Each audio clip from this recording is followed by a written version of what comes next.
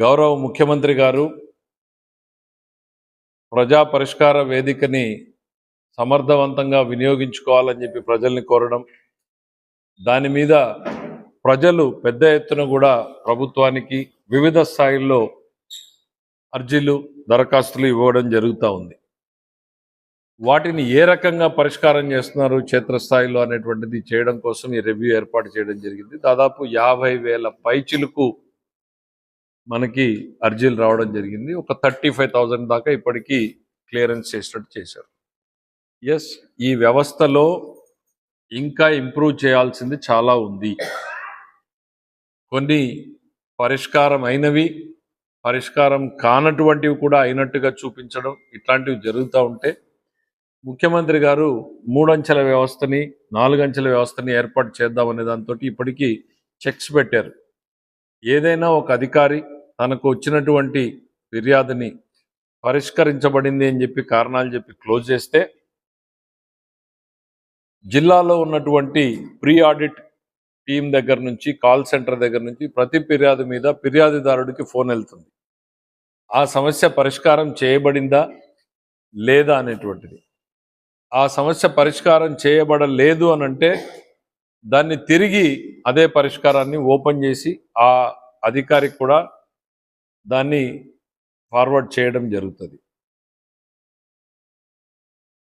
ఒకేసారి ఆ అధికారుల మీద ఇట్లా రాంగ్గా క్లోజ్ చేసిన అధికారుల మీద చర్య తీసుకోవాలి అని ఆదేశాలు ఉన్నా కూడా ఒకేసారి ఇట్లా చేయడం కన్నా కానీ 1-2 సార్లు చెప్పి పని చేయించాలనేటువంటి ఉద్దేశంతో దాని మీద స్ట్రెస్ పెట్టి, ఒత్తిడి పెట్టి డ్రైవ్ చేయడం జరుగుతాం. మేము ఇవాళ చేసినప్పుడు కొన్ని 30 తారీఖు నుంచి ఇవాళ ఒక స్థాయిలో ఇచ్చిన అర్జీ అతని స్థాయి ఉన్నంత మేరకు పరిష్కారం చేసి క్లోజ్ చేసినప్పుడు కానీ సమస్య పరిష్కారం కాలేదు, కానీ అతని బాధ్యత తీరిపోయింది. టౌన్ కమిటీ ఉదాహరణకి అధ్యక్షులు కొడవర్ల నరేష్ నాకు వ్యవసాయ కొన్ని డిమాండ్స్ పైన పంప్ సెట్ కి అగ్రికల్చర్ కనెక్షన్ కావాలి అని ఒక రైతు అర్జీ ఇచ్చారు. ప్రైవేట్ గవర్నమెంట్ కాలేజీలు ప్రైవేట్ పరం చేయరాదని చెప్పేసి దాని మీద ఇచ్చినటువంటి జీవోలు 107, 108, 590 జీవోలను వెంటనే రద్దు చేయాలి. ఎన్టీఆర్ వైద్య సేవల కింద ఉన్నటువంటి బకాయిల్ని వెంటనే విడుదల చేయాలని చెప్పేసి 3 రోజుల నుంచి నిరాహార దీక్ష చేస్తున్నటువంటి పరిస్థితి ఉన్నది. ఆయన ఆరోగ్య పరిస్థితి ఇప్పటికి క్షీణించింది. ఇవాళ ప్రజా సంఘాలు, తర్వాత మళ్ళీ కుల సంఘాలు, ఇక్కడ వచ్చినటువంటి కొంతమంది అందరూ వచ్చి ఇక్కడ నిరసన చేస్తున్నటువంటి నరేష్ కి చేయాలనేటువంటిది కూడా చెప్పాం.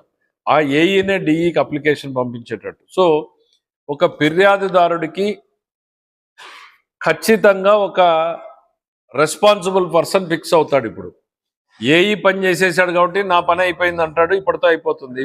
నాకు డిఈకి రాలేదు కాబట్టి ఆయన్ని బాధ్యుడిని చేయలేము. సో ఈ సమస్య లేకుండా డిఈకి పోతే డిఈని బాధ్యుడిని చేసినట్టు. సో సాధ్యం ఉన్నంత మేరకు సమస్యని పరిష్కారం చేయాలి అనేటువంటి దాని మీద పోయాం. దీంట్లో మళ్ళీ రకరకాల కేటగిరీలు మాకు మ్యాక్సిమం వస్తున్నటువంటిది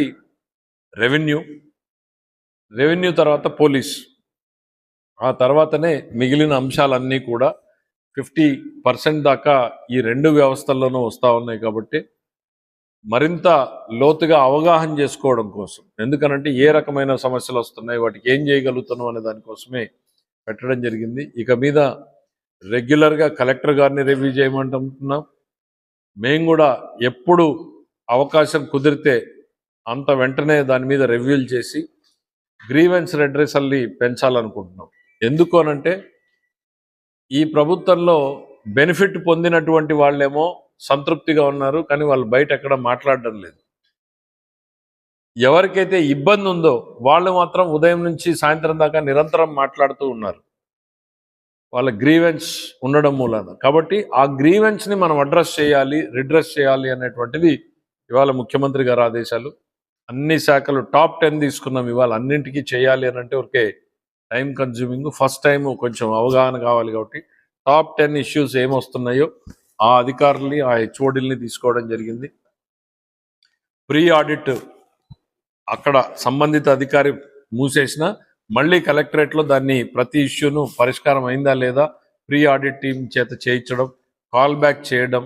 ఇవాళ స్వయంగా నేను ఫోన్ చేసి మాట్లాడాను కొంతమంది ఫిర్యాదుదారులతో, కొంతమంది కలెక్టర్ గారు మాట్లాడారు. వాళ్ళు ఒకరు పరిష్కారం కాలేదు, ప్రభుత్వం అయితే మాకు పరిష్కారం చేసింది, కానీ సమస్య మొదటికి వచ్చింది. ఏదో సర్వే ఇష్యూలో సర్వేయర్ వచ్చి మా హద్దులు చూపించిపోయాడు, కానీ తర్వాత వాళ్ళు పోయి రాళ్ళు వీకేశారు. ఇట్లా డిఫరెంట్, కొన్ని అయ్యేవి, కొన్ని కానివి, కొన్ని జరుగుతూ ఉండేవి, రకరకాల సమస్యలు వస్తూ ఉన్నాయి. మాట్లాడినప్పుడు చెప్పడం జరిగింది.